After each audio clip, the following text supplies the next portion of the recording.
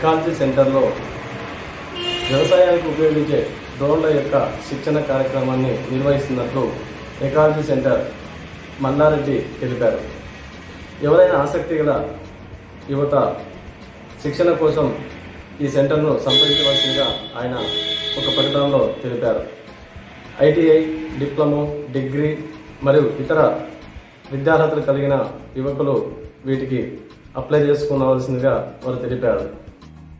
వ్యవసాయ క్షేత్రంలో అరటి, వేరుశెనగ మరియు వరి ఇతర పంటల పిచికారీ కోసం డ్రోన్ల ద్వారా పిచికారీ చేయడానికి శిక్షణ ఇస్తున్నట్లు ఎకాలజీ సెంటర్ నిర్వాహకులు తెలిపారు.